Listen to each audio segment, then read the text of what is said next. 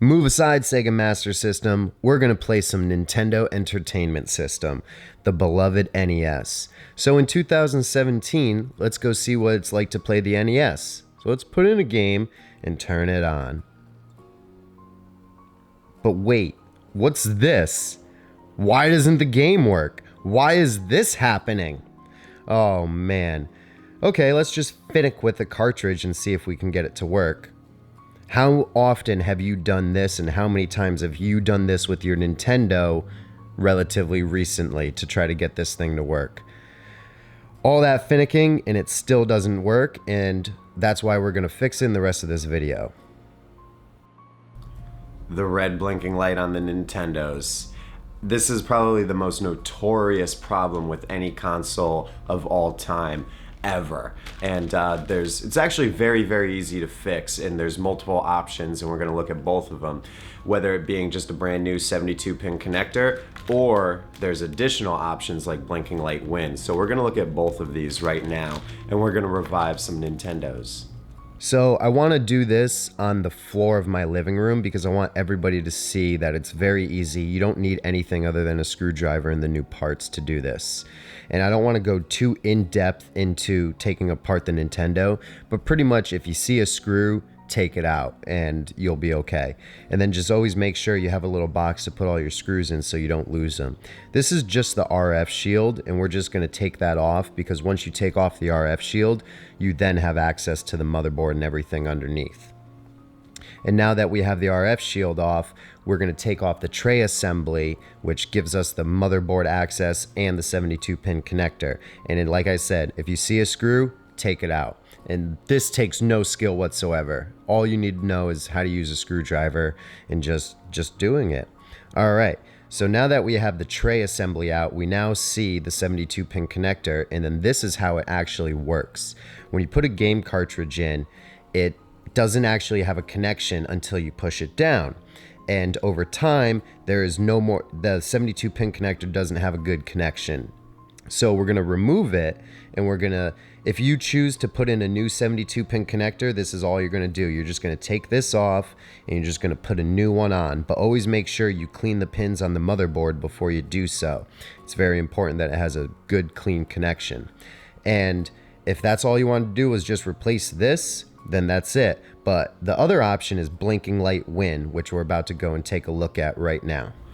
So with the old mechanic removed, we can now make a decision on which upgrade or which fix we want to do, whether just replacing the 72-pin connector or blinking light win. Now, when they designed the Nintendo, it was after the market crash in '83. They really wanted it to be successful, so they modeled it in America after something people in America knew, which was a VCR. That's why you have this whole mechanic of putting it in and then putting it down.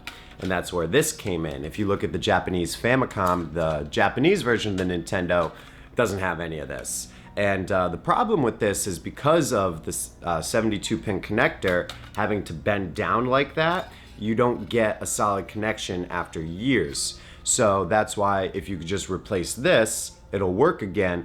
But that's why we're going to look at blinking light win, because it actually fixes this entire mechanic so that this doesn't exist anymore, and it's just a more solid version of it. So blinking light win, we're going to take a look at it and see how it fixes that design flaw in the Nintendo, the only one. All right, so we take off the 72-pin connector. There I have a new one to put on, but I'm going to choose to put on blinking light win because I've never had this before and I just want to see how it works. They give you some cool little stickers for it, and that's pretty neat. I like those like little extra touches from these people. All right, so as you see in my right hand, that the green board, it's just a jumper from the motherboard directly to the cartridge, so it's a direct solid connection instead of having that folding bending connection. And it gives you a new tray that doesn't have the whole push down mechanism in it. It's just a straight load. So you load the cartridge directly into this chip, which then goes directly to the motherboard. And as you see, like right here, it's just a slide straight in, similar to like the top loader. That's why the top loader is good. And you completely get rid of this whole mechanic by using blinking light win, which is why it works and which is why it's a nice, it's literally fixing the root of the problem with the Nintendo, which is the only problem is just how the cartridge goes in. So to install Blinking Light Win, it's just like putting on a new 72 pin connector. You clean the motherboard pins and you just press it right onto the motherboard. And that's half of it. Like I said, anybody can do this.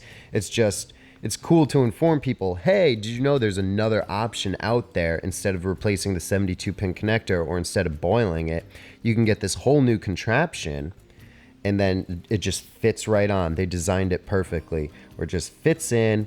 And then to put it in, same thing. Just if you see a screw, put the screw in. And that's it. That's Blinking Light Win.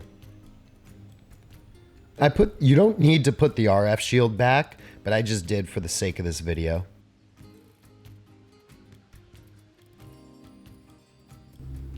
All right, so now that it's assembled, let's go see if it works. Let's see how it works as well. All right. Push it in. You don't have to push it down. And look at that on the TV. It fires right up first try. So let's take the cartridge out. This is the biggest problem with Blinking Light Win. Watch me struggle to take this cartridge out.